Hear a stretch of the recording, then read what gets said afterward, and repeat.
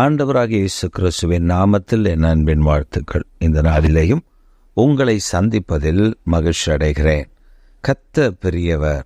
இன்றைக்கு நம்முடைய தியானத்திற்கு நாம் தெரிந்து கொள்கிற வேத வசனம் உபாகமத்தின் புஸ்தகம் 1 அதிகாரம் 10வது வசனம்.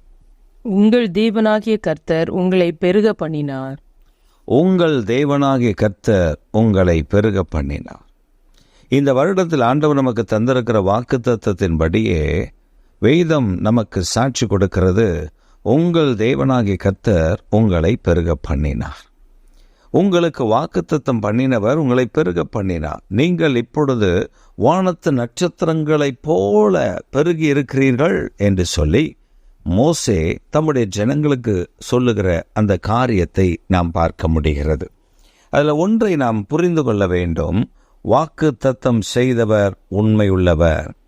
அவர் தாமதித்தாலும் அவர் வாக்குத்தத்தம் மாறாதது, தாமதிப்பதில்லை. குறித்த காலத்துக்கு தரிசனம் இன்னும் வைக்கப்பட்டிருக்கிறது. அது முடிவில் விளங்கும். அது தாமதித்தாலும் அதற்கு காத்திரு. நிச்சயம் அது நிறைவேறும் என்று வாக்கு பண்ணியிருக்கிற கர்த்தர் இன்றைக்கு உங்களுக்கும் எனக்கும் ஆண்டவர் சொல்லிக் கொடுக்கிற ஒரு காரியம். அவர் உங்களை பெருக பண்ணினார். இந்த வருஷத்தின் கடைசியில் நாம் சொல்ல போகிறோம், கர்த்தர் எங்களை பெருக பண்ணினார். ஆண்டவர் எங்களை மல்டிப்ளைட், எங்களை பெருக பண்ணினார். அவர் எங்கள் மேல் அவர் தம்முடைய கிருபை வைத்து எங்களை பெருக பண்ணினார். அதில் இன்னொரு 2வது ஒரு காரியத்தை நாம் முற்று கவனித்தால் ஒன்று புரிகிறது. ஜாபேஸ் ஜெபித்ததைப் போல இந்த நாட்களில் ஆண்டவரின் எல்லைகளை விரிவாக்கினார். இதுதான் ஆண்டவர் இந்த வருஷத்தில் நமக்கு கொடுத்திருக்கிற ஒரு நல்ல வாக்குத்தத்தம். இன்றைக்கு ஆண்டவர் நமக்கு சொல்லுகிறது, நீங்கள் விசுவாசத்தோடு நம்ப வேண்டும், நீங்கள் விசுவாசிக்க வேண்டும். ஆபிரகாமுக்கு குழந்தை இல்லை, ஆனால் அவன் விசுவாசித்தான். அது அவனுக்கு நீதியாக எண்ணப்பட்டது.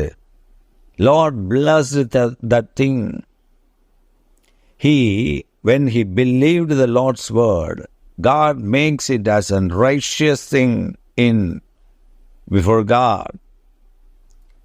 So tonight, இன்றைக்கு ஆண்டவர் உங்களுக்கு நன்மை செய்ய அவர் ஆயத்தப்பட்டிருக்கிறார். இந்த காலை வேளையில் கர்த்தர் உங்களுக்கு சொல்லுகிற ஒரு காரியம், பெருக பண்ணினார். மகிழ்ந்து களி கூறுங்கள்.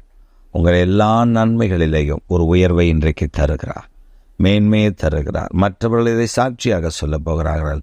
எங்கள் சர்வ வல்லமுள்ள தேவனே, எங்கள் நித்திய பிதாவே, உம்முடைய பிள்ளைகளை இயேசுவின் நாமத்தை நாங்கள் ஆசீர்வதிக்கிறோம். நீர் பெருக பண்ணி உங்கள் நாமத்தை உயர்த்துகிறதற்காக ஸ்தோத்திரம். இயேசு கிறிஸ்துவின் நாமத்தில் ஜெபிக்கிறோம் பிதாவே. ஆமேன்.